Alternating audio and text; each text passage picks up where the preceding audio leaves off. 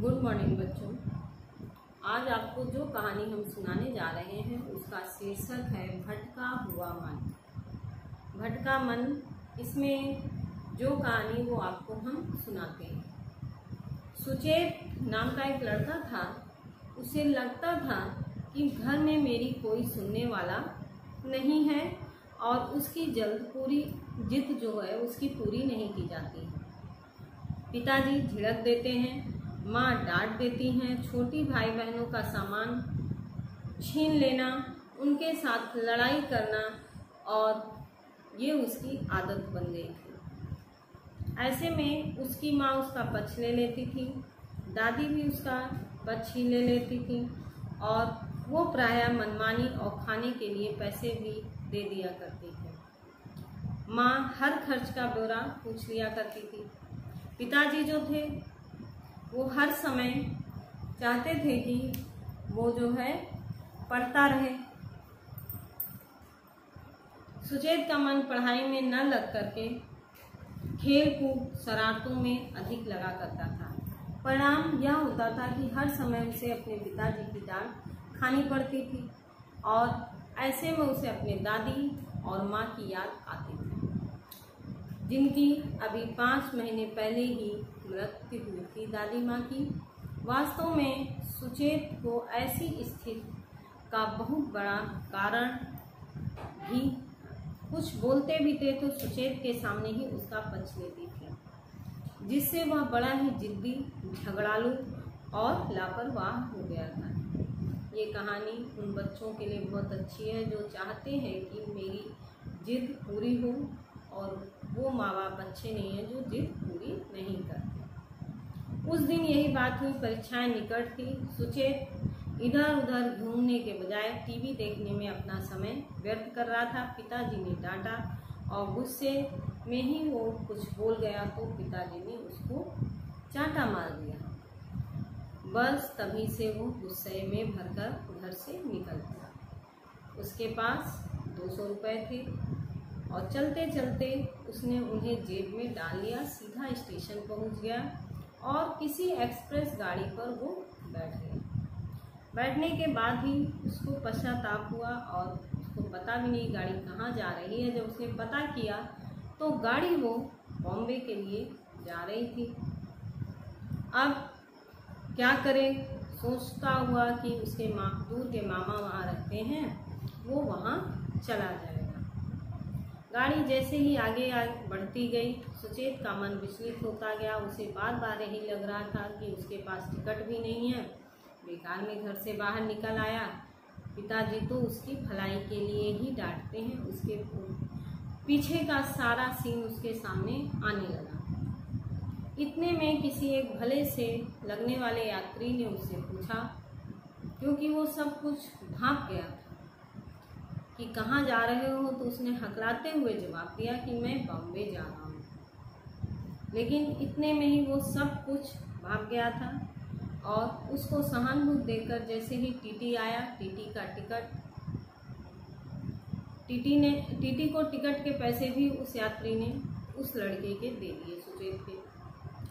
अरे तो वो पैसा देने लगा तो उन्होंने कहा, अरे जल्दी क्या है, पैसा ले लेंगे, तुम्हें तुम्हारे मामा के घर हम छोड़ देंगे।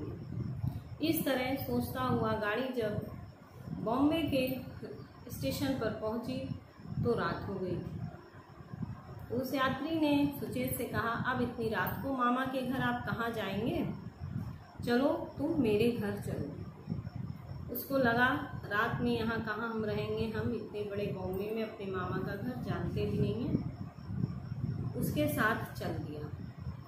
गया।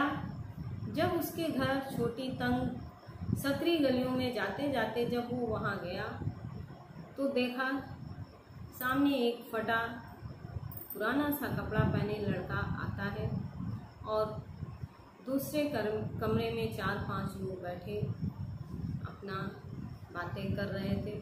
इतने में इसने जाकर कहा, देखो आज नया मुर्गा आया है। तो सुचेत को लगा मुझे तो यहाँ सुबह चले जाना है। अभी पूरी बात वो समझ नहीं पा रहा था। इतने में जो आदमी उसको लेकर आया था उसको घसीटता हुआ एक कमरे में ले गया और कहा, मैं जो कहूँगा वही तुम करोगे, नहीं तो इन दो लड़कों को तुम देख रहे हो, ऐसे ही तुम्हारी हालत होगी। क्योंकि उस कमरे में कई लड़के बंधे पड़े हुए थे रस्सी से। अब सुचेत को लगा मैं तो फंस गया। फिर भी उसने सोचते सोचते दिमाग लगाया कि कुछ मुझे करना है। इतने में रात का खाना आया, सूखी रोटी, जो उसकी माँ कुत्ते को भी नहीं देती। अब उसकी आंखों में पानी भर आया कि वो अपनी माँ को कैसे परेशान करता था। फिर भी रात में सोते सोते उसने सोच लिया, अब ये लोग जो कहेंगे वो हम करेंगे, क्योंकि इसी में मेरी भलाई है और मैं कुछ ना कुछ अवश्य। तो सुबह जैसे उठा, वही यात्री आया। उसने कहा, क्या दिन भर सोते रहोगे? उसने कहा, नहीं, अब मुझे मामा के यहाँ भी नहीं जाना, क्योंकि वो भी पापा के यहाँ छोड़ देंगे, अब हम यहीं रहेंगे। उनका ठीक है, चलो जो हम कहेंगे वो करो। तो वो पूरा गिरोह जो था वो ड्रग सप्लायर का काम करता था, ड्रग सप्लाई करता था। इस तरह वो लड़कों को पट्टी बांधकर एक जगह से दूसरी जगह ले जाते थे और वहाँ पर ड्रग की सप्लाई करवाया।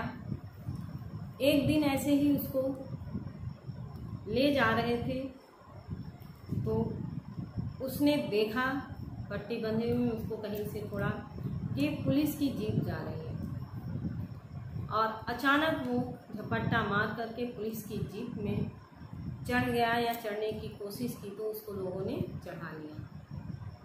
तब उसने बताया, ये जो आदमी जा रहा है ये मुझे परेशान कर रहा है और ऐसे ऐसे यहाँ पर इनके यहाँ इतने लड़के हैं और ये काम करते हैं। जब उसने पुलिस को ये बात बताई तो पुलिस ने छापा मार करके वहाँ पर लोगों को पकड़ लिया।